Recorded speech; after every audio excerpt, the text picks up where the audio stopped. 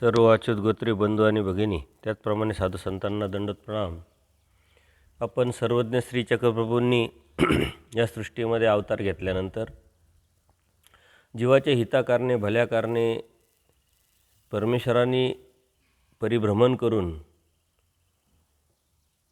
अनंत जीवाला योग्य करण्यासाठी, ज्ञानाला व प्रेमाला पात्र करण्यासाठी ज्या अनंत लीळा केल्या, त्या अनंत लीळांमधून आपल्याला परमेश्वराने जो समज दिला, बोध दिला, जाणीव करून दिली, तो समज, तो बोध, ती जाणीव आपल्या जीवनात उतरवून आपण परमेश्वराला प्राप्त करण्याचा प्रयत्न करत आहोत. परमेश्वर करंजखेडला आहे आणि करंजखेडला असताना अनेक सद्भक्त परमेश्वराच्या सन्निधानात आलेले आहे आणि ते येण्याचा उद्देश आहे पविते पर्व. आणि पविते पर्वाच्या अनुषंगाने दादोसांनी आपल्या सर्वच पूर्वश्रमीचे जे शिष्य आहे त्या शिष्यांना घेऊन परमेश्वराच्या सन्निधानात करंजखेडला आलेले आहे. एके दिवशी असाच पवित्याचा सण होता. मग दादोस आहे, भटोबास आहे, इंद्रभट आहे, आबाईस आहे, गौराईस आहे, हे सर्वच भक्तजन मुख्यत्वे करून अनेक सद्भक्त परमेश्वराच्या सन्निधानात आहे. सर्वांनीच श्रीचरणकमळी पवित्याचा सण साजरा केला. सर्वज्ञांना मार्जना माजनी झाली, पूजा झाली, भक्तजनांनी सर्वज्ञांना पवित्र वाहिलं. मग दादोसांनी सर्वज्ञांना वस्त्र वाहिलं, पवित्र वाहिलं, मग बाईसांनाही वाहिलं. आता हा पवित्याचा सण जो आहे आपल्या धर्मामध्ये खूप मोठ्या प्रमाणात आज साजरा केला जातो. परंतु ही पवित्याची लीळा आहे, ती लीळा जर आपण बघितली, समजून घेतली, जाणून घेतली तर आपल्या लक्षात येईल का वैदिक धर्म हा दैवराटीचा धर्म नाही, दैवराटीचा विधी पण नाही. हे जे सर्व सद्भक्त आहे, हे सर्व सद्भक्त यांना अजून बोध नाही आहे. दर्शनार्थी आहे, परमेश्वराच्या दर्शनासाठी आवड आहे, एक दृष्टपर भावना आहे, म्हणून ते आलेले आहे. आणि हा वैदिकांचा धर्म असल्यामुळं ते वैदिक कर्मकांड करतात, वैदिक धर्म सांभाळतात आणि म्हणून पवित्र आलं आहे, म्हणून आपणही देवाकडं पवित्र करावं या उद्देशाने दादोस सर्वांना घेऊन आलेले आहे. दादोसांनी देवाचं तर पवित्र केलं, पण बाईसांचं केलं. याचा उद्देश आहे का आपण जर बाईसांचं केलं तर मग हे सारे सद्भक्त माझं करतील, हा भाव त्यांच्यामध्ये असल्यामुळं सर्वच सद्भक्त बाईसां सोडून यांना कोणालाही बोध नाही आणि ह्या बोधाच्या अगोदरचं देवाला त्यांनी पवित्र केलेलं आहे. मग बाईसांना त्यांनी वाहिलं, दंडोत घातले, श्रीचरणावर मस्तक टेकवलं. तेव्हा पानुनायक पण आलेले, कारण पानुनायकांना आता बरं वाटायला लागलेलं आहे, आजार त्यांचा निघून गेलेला आहे. त्यांची जी मानसिकता आहे, त्यांच्या मनातली जी भीती आहे, न्यूनगंड आहे, तो परमेश्वराने पूर्ण काढून टाकलेला आहे. आणि म्हणून पानुनायकसुद्धा पवित्र वाहण्यासाठी आले. त्यांनी परमेश्वराचा अवसर केला, पान सुपाऱ्या दिल्या, नारळ आसनावर ठेवलं, फुलं वाहिली, आरती केली, दंडोत घातले, सर्वज्ञांना ताट केलं आणि मग परिवारासहित परमेश्वराने आरोगांना गुळा स्वीकारला, विडा स्वीकारला आणि पवितेचा जो सण आहे तो साजरा झाला. आता बोधाच्या अगोदरची लीळा आणि बोधाच्या नंतरची लीळा, बोधाच्या अगोदरचा विधी, बोधाच्या नंतरचा विधी, याचा आपण कधी विचार करत. आपण लीळाचरित्रामध्ये एखादा लीळा आली त्याचं प्रमाण घेतो आणि तेच प्रमाण घेऊन आपल्या दैवराटीचाच हा विधी समजून करत असतो. वास्तविक परमेश्वराच्या सन्निधानामध्ये जे सद्भक्त आहे ते सर्व ब्राह्मण आहे आणि वैदिक ब्राह्मण आहे. फक्त देवाच्या आवडीपूर वेदातव त्यांचा पूर्वजन्माचं जे काही कणव आहे त्या कणवेतो परमेश्वराच्या ते सन्निधानात आलेले आहे. आणि हे सन्निधानात आलेले असताना त्यांनी हे पवित्र वाहिलेलं आहे. आणि पवित्र वाहताना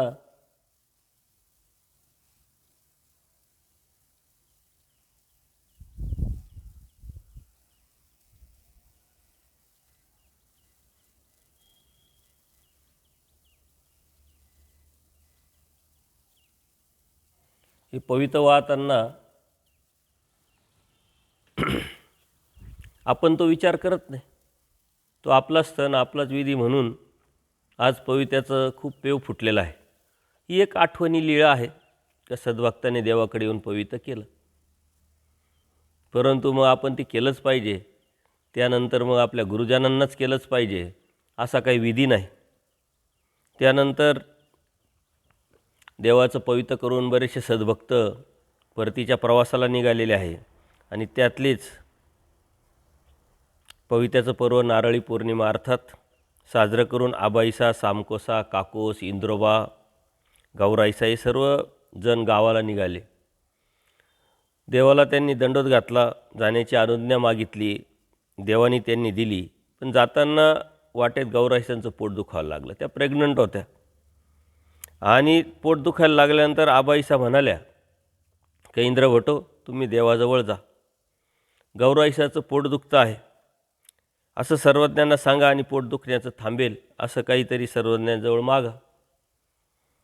मग ते सर्वज्ञांजवळ आले तेव्हा सर्वज्ञांसमोर बरेचसे सद्भक्त बसलेले होते आणि ते आल्यानंतर त्यांनी दंडोत घातल्यानंतर श्रीचरणावर मस्तक टेकावल्यानंतर देव काय म्हणतात, काय रे इंद्रिया पुन्हा का आलात, काही विसरला का म्हटले. आता त्यांना लाज वाटली, कसं सांगावं, हे सारे लोक आहे, गौराईसाचं पोट दुखतं आहे आणि ते पोट थांबवावं म्हणून काहीतरी द्या, असं कसं काय मागावं. त्यांना लाज वाटल्यामुळे ते गप्प बसले. पण देवाने ते ओळखलं आणि मग देव म्हणतात, स्मिताश्य केलं. देव म्हणतात जी जी पोट दुखतं आहे म्हणून आबाईसांनी पाठवलं आहे.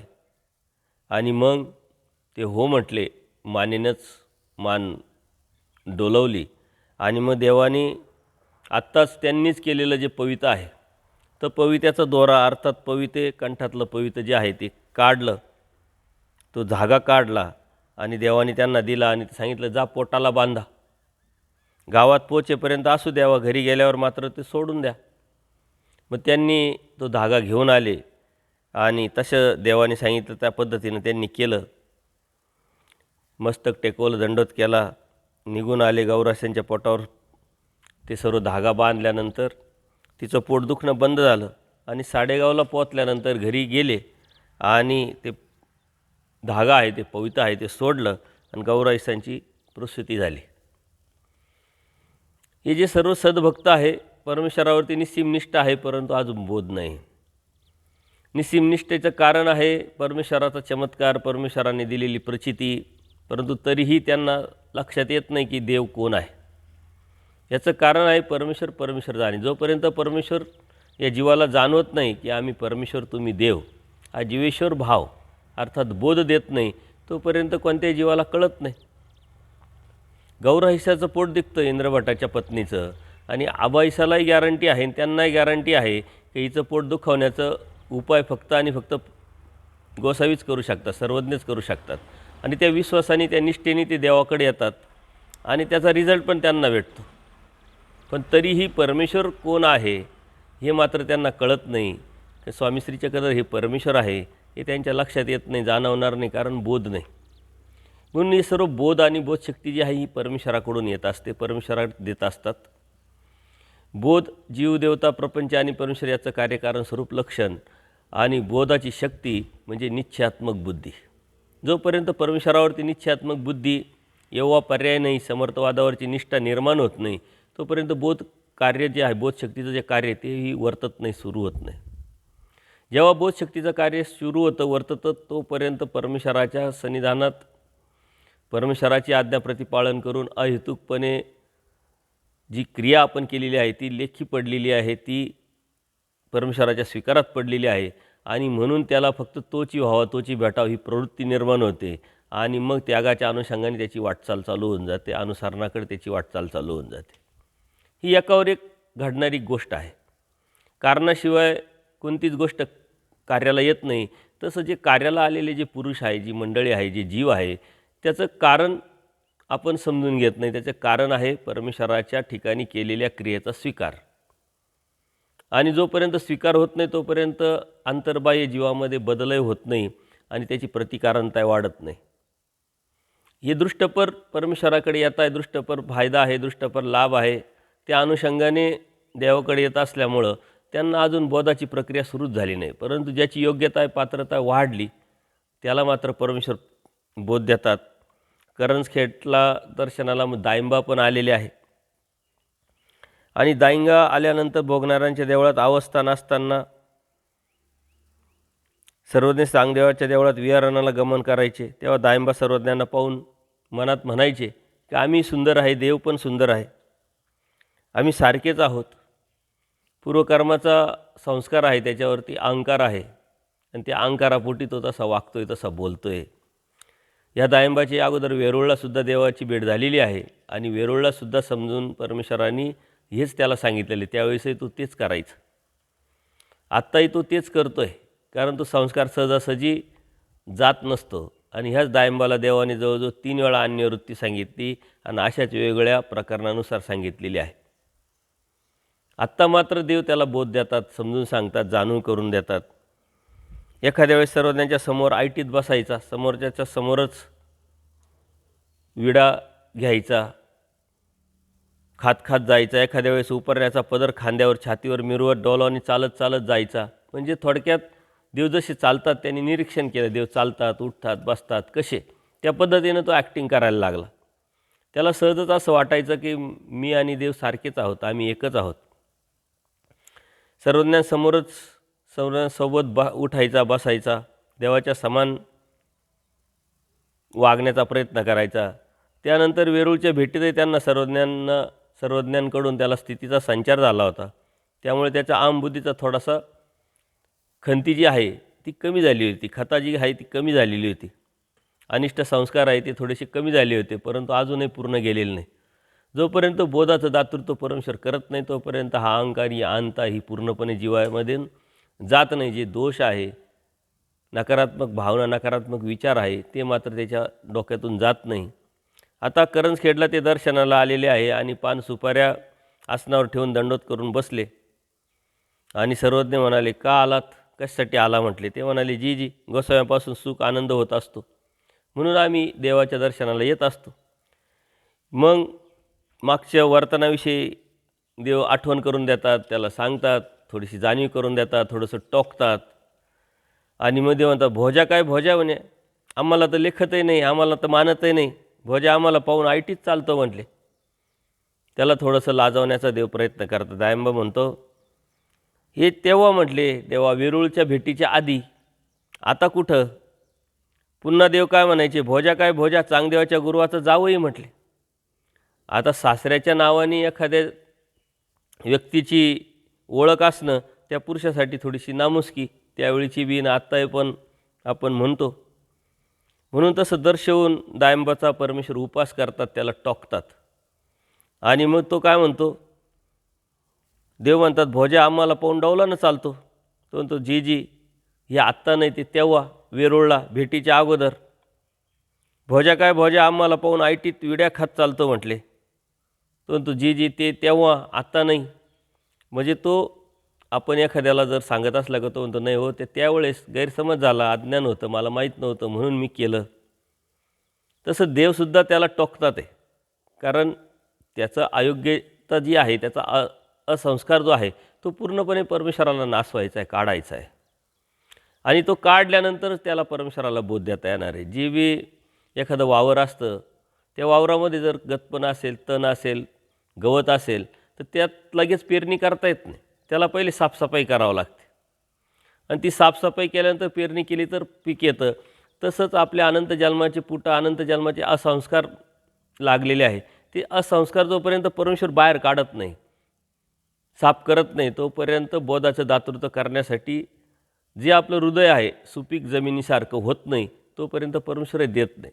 म्हणून आता या दायंबाचं, देवाचं हृदय जे आहे, या दायंबाचं स्वच्छ करण्याचं काम देवाचं चाललं आहे. आणि मग त्याच वेळेस दायंबाला स्थितीचा संचार होतो, पलीकडून डुलत येतो. ते सर्वज्ञाने, भोजा काय भोजा, आजकाल भोजाच्या माथ्याला ब्रह्मांड लागत आहे म्हटले. त्या स्थितीच्या भरात भोजा येतोय, उठला, चालला आणि देव मग त्याला परत टोकताय. भोजाचे पाय जमिनीवर राहत नाही म्हटले. तेल, तूप, फूल त्याला लागले आहे. अर्थात एखाद्या देवतेला तेल, फूल लोक वाहतात, तशा पद्धतीनं त्याच्या मनात एक आमभाव निर्माण होतो, स्वाभिमान निर्माण होतो, अभिमान निर्माण होतो. तसं या भोजाला झालेलं आहे म्हटले. आणि मग तो म्हणतो, जी गोसावींच्या प्रसादाने, परमेश्वराच्याच कृपेने. तसं नाही भोजा, देव म्हणतात, नगर, शहर, राजधानी, शहर सारखंच आहे का म्हटले. तर तो म्हणतो, नाही देवा, एक मोठं एक लहान. आता देव त्याला समजून सांगताय, दूधही पांढरे ताकही पांढरे. तो म्हणतो नाही नाही, दूध ते दूध, ताक तर त्याक, सोनं पिवळं बेगडं पिवळं म्हटले, ते सारखेच का? देव त्याला एक एक सांगताय. तो म्हणतो नाही, सोनं ते सोनं, बेगड ते बेगड आहे म्हटले. वाघही तांबडा पतंगही तांबडं म्हटले, मग ते सारखेच का? नाही म्हटले, वाघ तो वाघ, पतंग ते पतंग. म्हणजे जे जे सारखं आहे ते ते देवाने त्याला सांगितलं, टोकलं, आणि तो म्हणतो नाही नाही देवा, ते तर वेगळं आहे, ते ते आहे, हे आहे. अशा पद्धतीनं देवानी अन्यवृत्ती सांगण्याच्या अगोदर अप्रत्यक्षरित्या वेगळ्या पद्धतीनं आपल्याला ही अन्यवृत्ती सांगितलेली आहे. कशाची बराबरी होऊ शकत नाही म्हटले. सोनंही पितळ पिवळं, पितळही पिवळं म्हटले, सारखंच की? नाही म्हटले, सोनं ते सोनं, पितळ ते पितळ. अशा पद्धतीनं बऱ्याच गोष्टीचा परमेश्वराने उलगडा केला आणि तोही सांगत गेला की दूध ते दूध, ताक ते ताक, सोनं ते सोनं, पितळ ते पितळ, वाघ ते वाघ, पतंग ते पतंग. अशा पद्धतीने तोही सांगत गेला. याचं सारखंपणा जो आहे हे बाह्य अंगाने आहे म्हटले.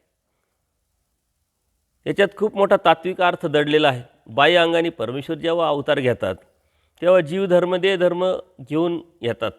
आपल्यासारखे जीवासारखे 2 डोळे, 2 कान, 2 हात, जे बी आहे ते तसंच मूर्ती घेऊन आल्यामुळं सर्वसामान्य जीवाला ते कळू शकत नाही, समजू शकत नाही.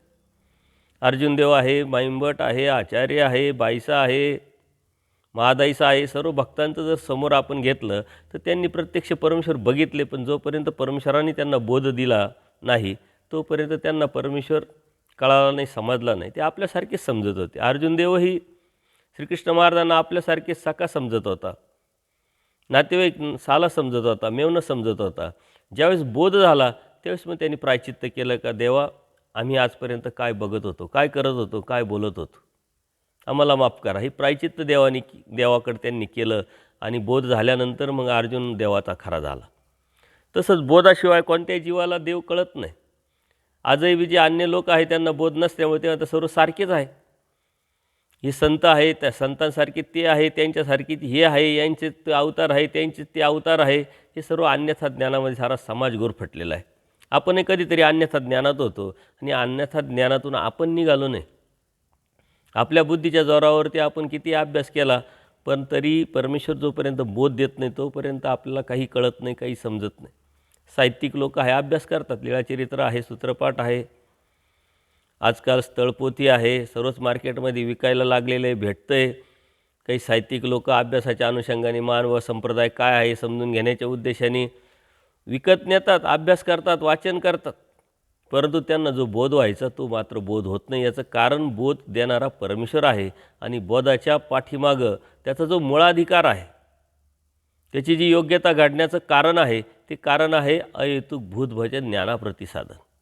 जोपर्यंत अहेतुक भाव निर्माण होत नाही, या अहेतुक भावातून त्याचं भजन घडत नाही, परमेश्वराच्या ज्ञानीयाच्या ठिकाणी, एखाद्या कोऱ्या जीवाच्या ठिकाणी, तोपर्यंत ते भजन परमेश्वर स्वीकारत नाही. जोपर्यंत परमेश्वर ते स्वीकारत नाही तोपर्यंत त्याला परमेश्वराला बोधाचं दातृत्व पण करता येत नाही. परमेश्वर थोडंसं घेतात आणि खूप काही देतात. आणि म्हणून या भोजाचा अगोदर देवाने काहीतरी क्रिया स्वीकारलेली आहे वेरूळला आणि म्हणून ती आता वेळ आलेली आहे अयोग्य जीवाला योग्य करण्यासाठी. आणि आज जे दिसतंय ते सारखं जरी दिसत असलं तर सारखं नाही आहे. परमेश्वर परमेश्वर आहे, जीव जीव आहे, देवता देवता आहे, परंतु यात सर्व मिक्स करून टाकलेलं आहे. आणि हे फक्त आणि फक्त बोध नाही. म्हणून आपण कोण आहोत आपल्याला बोध झाला आहे. त्या बोधाद्वारे आपल्याला कळालं आहे जीव काय आहे, देवता काय, परमेश्वर काय आहे, हे समजलं आहे, जाणवलं आहे, लक्षात आलं आहे. म्हणून आपण म्हणतो या लोकांना का समजत नाही, का कळत नाही. मला तर बरेच लोक प्रश्न विचारतात की आपला धर्म इतका श्रेष्ठ आहे, इतकं ज्ञान आहे, मग या लोकांना का कळत नाही. या लोकांनी तर लगेच फटाफट उपदेश घेतला पाहिजे, धर्माला लागलं पाहिजे, परमेश्वराची भक्ती केली पाहिजे, तुम्ही सांगताय सर्व श्रेष्ठ आहे. ते आपल्या हातात नाही आहे. आपण कधीतरी कोणाला तरी काहीतरी सांगितलं आणि त्याला लगेच पटलं, लक्षात आलं आणि तो लगेच परमेश्वराच्या भक्तीला लागला, असं कधी होत नसतं. आपण जे सांगतो त्याचा उमड देण्याचं काम मात्र परमेश्वराचं आहे. मी त्यासाठी उदाहरण देत असतो. MECBवरून जर लाईट असेल तर बटन दाबलं तर लाईट लागेल, फॅन लागेल, मोटर चालू होईल. लाईटच नाही, किती बटन दाबले आणि किती चांगली वायर वापरली तर काय उपयोग आहे का? नाही. तसं परमेश्वराच्या कृपेशिवाय हे कार्य कुणीही करू शकत नाही. आणि परमेश्वराची कृपा हे अहेतुक बंधनातून निर्माण होत असतो. म्हणून आपल्या धर्माचा मूळ सिद्धांत काय आहे? अहेतुक भजन, अहेतुक भक्ती. अदृष्टपर भक्ती, तोची व्हावं तोची भेटावं, परमेश्वर प्राप्तीच्या अनुषंगाने परमेश्वराला जाणून उमजून समजून करून घेतलेली भक्ती, करायची असलेली भक्ती, आणि ती परमेश्वरच करून घेत असतो, ती परमेश्वराकडून येत असते. एखाद्या जीवाने खूप अभ्यास केला म्हणजे त्याला बोध आहेच असं नाही. एखादा जीव खूप बोलतो, खूप तत्त्वज्ञान सांगतो, याचा अर्थ त्याला बोध आहेच असंही नाही आहे. बोध हा कॉमन विषय नाही आहे. बोध हा परमेश्वराने स्पर्श केलेला, जीवाला दिलेला ज्ञानाचा स्पर्श म्हणजे बोध आहे. आणि म्हणून सारखं जरी दिसलं तरी ते सारखं नसतं, हे आपण समजून घेतलं पाहिजे. आणि मग बरेच परमेश्वराने त्याला समजून सांगितल्यानंतर स्थितीचा आनंद जो आहे त्याला प्रसन्नतेनं झालेला आहे. सर्वज्ञ म्हणाले, झालं आहे, परंतु तुम्ही म्हणता तेच, देव सुंदर आम्ही सुंदर. पण तो म्हणतो ते मात्र नाही. दायमा म्हणाले, जी तर ते प्राप्त होईल असं काही त्यांनी निरूपावं. सर्वज्ञ म्हणाले, बाई पोरू बहुता दिसा लाभला, म्हणजे आता खूप दिवसांनी आता हा आलेला आहे. आपण अनंत जन्माच्या नंतर, अनंत सृष्टीनंतर परमेश्वराच्या या बोधाच्या चौकटीत, बोधाच्या रिंगणात आलेलो असतो. म्हणून परमेश्वर बोध देतात त्या परमेश्वरालाच माहिती आहे की अनंत जन्मात, अनंत सृष्टीत किती दुःख भोगून आलेलं आहे. या अनकॉमन विषय आहे, याची किंमतच होत नाही. आणि एकदा का परमेश्वराने या जीवाला बोध दिला का तो बोध जाणार नाही, याची परमेश्वर पुरेपूर काळजी घेतात. एनकेन प्रकारे कोणाच्या तरी माध्यमातून, सामर्थ्याच्या माध्यमातून या जीवाला पुढं प्रतिकारांता कशी वाढेल याची संधी, याची योग्यता वाढवण्यासाठी सतत परिभ्रमण करत असतात. आणि ह्या परिभ्रमणामध्येच प्रसंगानुरूप परमेश्वर तत्त्वज्ञान सांगतात, ज्ञान सांगतात, जाणीव करून देत असतात. म्हणून बोध हा कॉमन नाही आहे. एका जीवाला एका सृष्टीमध्ये एकदाच बोध होत असतो, आणि तो बोध फक्त आणि फक्त विकल्पजनित क्रियेने जात असतो. विकल्पजनित क्रिया म्हणजे परमेश्वराची भक्ती सोडून देवता भक्ती करणं, परमेश्वराची एकनिष्ठ भक्ती न करता मिश्र भक्ती करणं, परमेश्वराची समर्थवादावरती निष्ठा न ठेवता आपल्या भौतिक सुखाच्या अभिलाषेपोटी वेगळे कर्मकांड करणं, त्यातून ही बोध जात असतो. आणि म्हणून परमेश्वराची जी भक्ती आहे ही एकनिष्ठतेची आहे. हे अत्यंत महत्त्वाचं मूळ तत्त्व आहे, ते आपण समजून घेतलं पाहिजे. एकनिष्ठ भक्ती, अहेतुक भक्ती ही आपल्या धर्माचा पाया आहे. आणि हा पाया जर आपण नाही समजून घेतला तर आपण त्या धर्मामध्ये आपली प्रतिकारांता वाढत जाऊन परमेश्वरापर्यंत आपण जाऊ शकत नाही. म्हणून देव म्हणतात, हा जीव आता खूप दिवसांनी आला आहे म्हटले, खूप दिवसांनी तो लाभला आहे म्हटले. हे देवालाच माहिती आहे, आपण अज्ञान आहे, आपल्याला माहीतच नाही. आपल्याला सहजासहजी तो बोध झाल्यामुळं किंवा परमेश्वर भक्ती आपल्याला भेटल्यामुळे त्याची किंमत आपल्याला कळत नाही. एखाद्या कुटुंबामध्ये मान व संप्रदाय अर्थात परमेश्वर भक्ती असतेच, आणि तिथंच एखादा जीव जन्माला येतो आणि तो म्हणतो आम्ही परंपरेचेच उपदेशी आहोत, परंपरेचेच महानुभाव आहोत. त्यामुळं त्या भ्रमामध्ये राहून तो अभ्यासही करत नाही, चिंतन करत नाही, धर्म काय त्याला कळत नाही, आणि भविष्यात तो या धर्मावरूनही जातो. असे कितीतरी कुटुंब मला दिसले. परंपरेचे आहे म्हणून मळीनत्व आलं, त्यातून बाहेर पडले, परंतु तो योग्यता ती परमेश्वराने त्याला जरी दिली असती, तो लाभ त्याला जरी दिला असला तर त्याला तो घेता आला पाहिजे, त्याची किंमत त्याला कळाली पाहिजे. आणि मग देवाने तिथं अन्यवृत्ती प्रकरणाचं निरूपण केलेलं आहे. कर्मभूमीच्या देवता आहे पण त्या परमेश्वर नाही, अष्टदेवनी देवता आहे पण त्या काही परमेश्वर नाही. अप्रत्यक्षरित्या परमेश्वर ह्या दायंबाच्या माध्यमातून आपल्याला सांगतात की देवता तर 81,00,00,000 आहे, परंतु त्या काही परमेश्वर नाही आहे. आणि क्रमाक्रमानं मग खालून वरपर्यंत चढत्या क्रमाने परमेश्वर या साऱ्या देवतेंची ओळख करून देतात. त्यांची स्वरूप मर्यादा 10 पट वाढत असते. त्यांच्यातले पंचप्रकार ज्ञान, सुख, सामर्थ्य, ऐश्वर, प्रकाश हे 8 पटीनं वाढत असतात. एका देवतेच्या अंडर दुसरी देवता असते. वरच्या देवतेचं फक्त खालच्या देवतेला अस्तित्व ज्ञान असतं. जर वरच्या देवतेचं अस्तित्व ज्ञान आहे याचा अर्थ परमेश्वराची जे ज्ञान आहे हे सुद्धा अस्तित्वच आहे का? कोणीतरी मालक आहे, कोणीतरी अध्यक्ष आहे, त्याच्या अध्यक्षतेखाली त्या मालकाच्या अनुषंगाने आपल्याला आदेश येत असतो ना, आपण काम करत असतो. म्हणून देवता ह्या नित्यबद्ध आहे, एक सिस्टमचा भाग आहे. म्हणून देवता वर्ग समजून घेणं, जाणून घेणं म्हणजेच परमेश्वर भक्तीला योग्य पद्धतीनं कामाला लागणं, परमेश्वराची योग्य भक्ती करणं. म्हणून अन्यवृत्ती समजणे अत्यंत गरजेचं आहे. ज्यांनी अन्यवृत्ती समजली, ज्यांनी पूर्वी प्रकरण समजलं आणि ज्यांनी महावाक्य लक्षात आलं त्यालाच परमेश्वर भक्ती कळाली.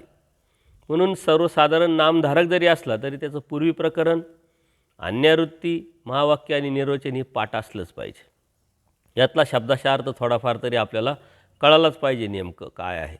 जीव, देवता, प्रपंच आणि परमेश्वर या चारही पदार्थाचं कार्यकारण स्वरूप लक्षात आल्यानंतर पूर्वी प्रकरण, अन्यावृत्ती आणि महावाक्य हे आपण प्रकरण समजून घेतलं पाहिजे. बाकीचं तर आचार मालिका, विचार मालिकेमध्ये आपण कसं राहावं, कशा पद्धतीनं राहावं जेणेकरून आपल्याला देव भेटेल, ही तर रीत सांगितली, पद्धत सांगितली, स्टाईल सांगितलेली.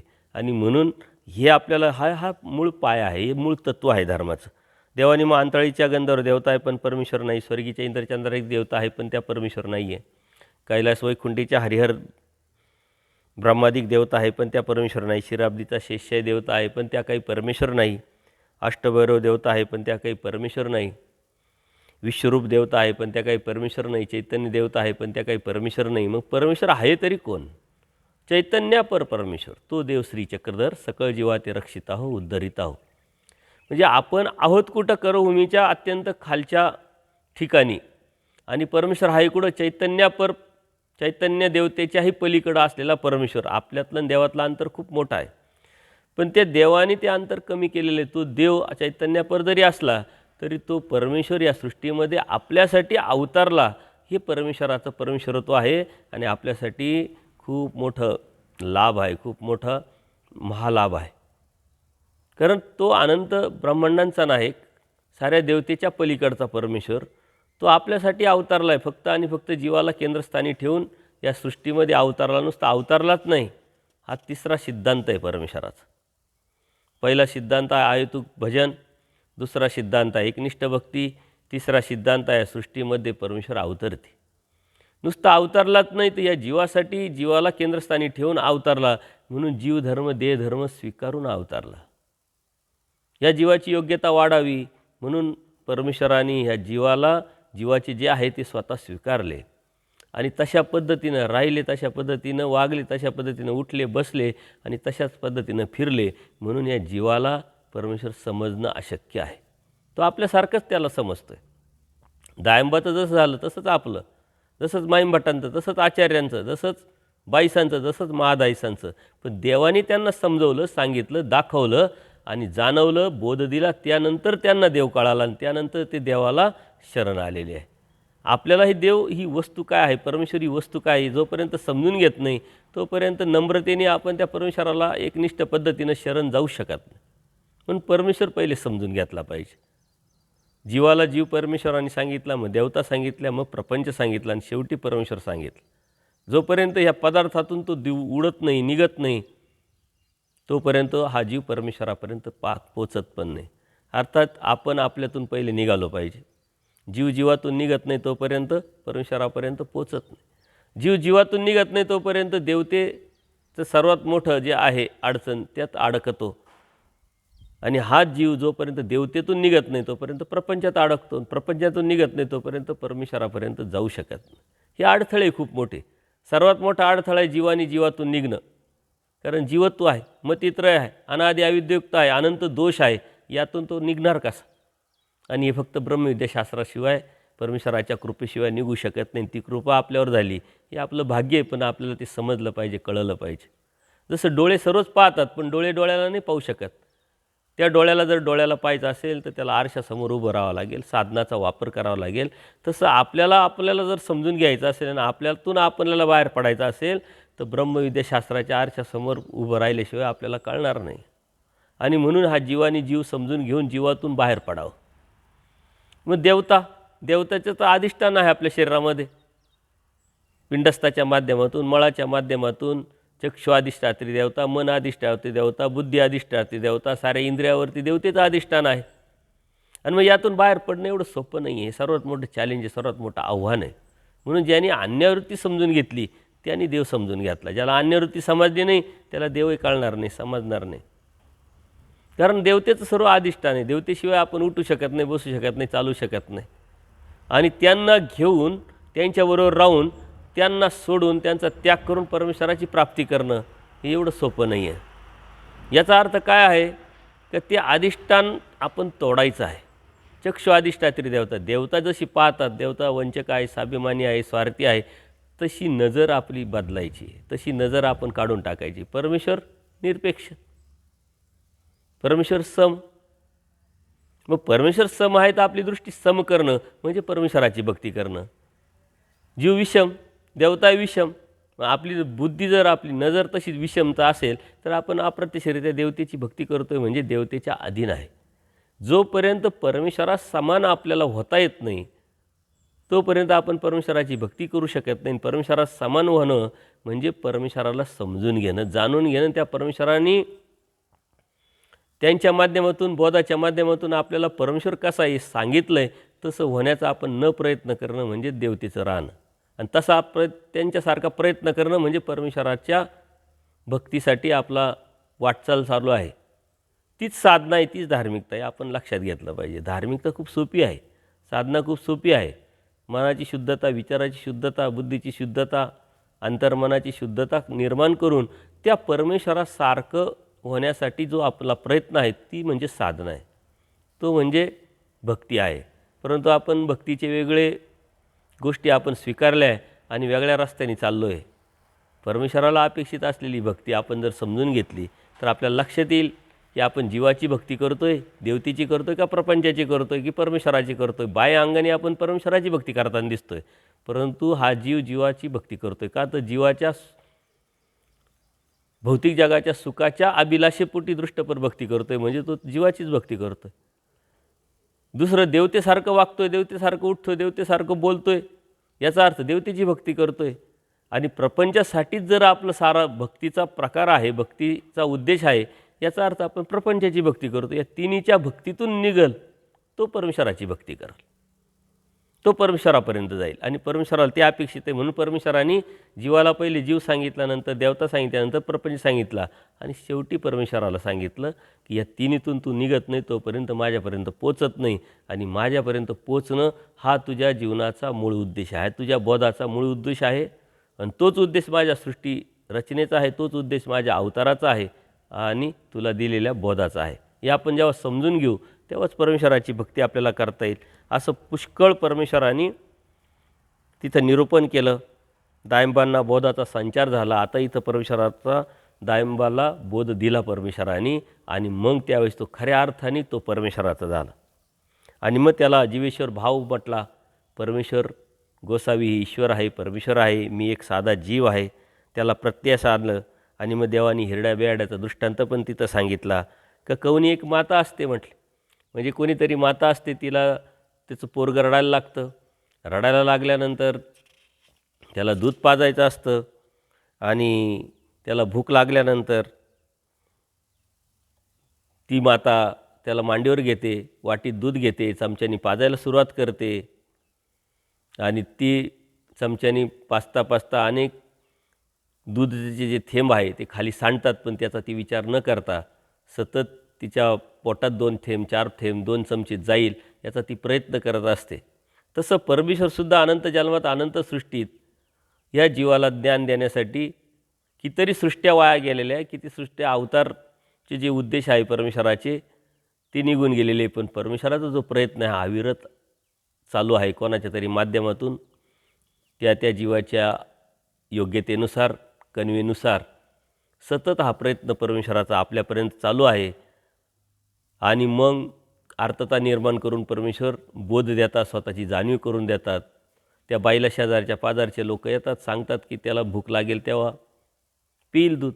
हे दूध वाया जातं आहे. ती आई म्हणते ती दूध वाया जातं आहे त्याचं मला काही कारण नाही आहे, त्याचं काही मला दुःख नाही आहे, पण त्याच्या पोटात 1-2 चमचे दूध जाईल तेव्हा तो मोठा होईल, झोपेल, ते महत्त्वाचं आहे. म्हणून देव म्हणतात की किती वाया जातं याला महत्त्व नाही आहे.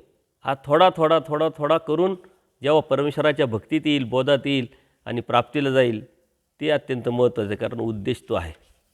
वाया गेलेल्या परमेश्वराला त्याचं दुःख नाही आहे.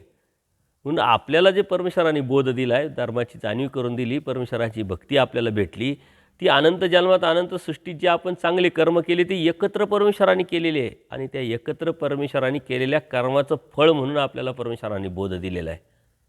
एकाच वेळेस एखादं कर्म करावं आणि ते लगेच परमेश्वराने बोध द्यावा एवढ्या योग्यतेचा आपण नाही आणि तेवढे सामर्थ्य आपल्यामध्ये नाही. आणि म्हणून जो बोध आहे याची किंमत आपण ओळखा आणि या बोधाद्वारे परमेश्वराने सांगितलेली जी क्रिया आहे, जो धार्मिकता आहे, जी साधना आहे, ती जर आपण समजून घेतली तर नक्कीच आपल्याला परमेश्वराला प्राप्त करता येईल. दायंबाला बोध झाल्यानंतर दायंबा मात्र अंतर्बाह्य बदलला. त्यांनी मस्तक टेकवलं, मग तो नम्रतेने मस्तक झुकून समोर बसायला लागला, व्यापार करायला लागला, सेवा करायला लागला. बदल झाला. माईंभटांमधला बदल आपण अधोरेखित केला पाहिजे, आचार्यांचा बदल आपण अधोरेखित केला पाहिजे, बाईसांचा बदल आपण अधोरेखित केला पाहिजे. हे जे सर्व सद्भक्त बोधाच्या अगोदर कसे वागत होते, कसे बोलत होते, कसे राहत होते आणि आता बोधाच्या नंतर ते कसे वागतात, कसे बोलतात, कसे राहतात, तसंच आपण बोधाच्या अगोदरचं आणि आपण बोधाच्या नंतरचं हे जोपर्यंत आपण आत्मचिंतन आत्मपरीक्षण करून आपल्याला समजून घेत नाही, जाणून घेत नाही, तोपर्यंत आपल्याला परमेश्वराला प्राप्त करता येणार नाही. म्हणून परमेश्वराला आपण अंतर्बाह्य बदलून नम्रतेने परमेश्वराला प्राप्तीच्या अनुषंगाने अनन्यभावे परमेश्वराला शरण जाऊन आपण त्या परमेश्वराने अपेक्षित असलेली जी भक्ती आहे ती आपण केली तर नक्कीच आपल्याला परमेश्वर प्राप्त होईल. सर्वज्ञ श्री चक्रधर स्वामी की जय.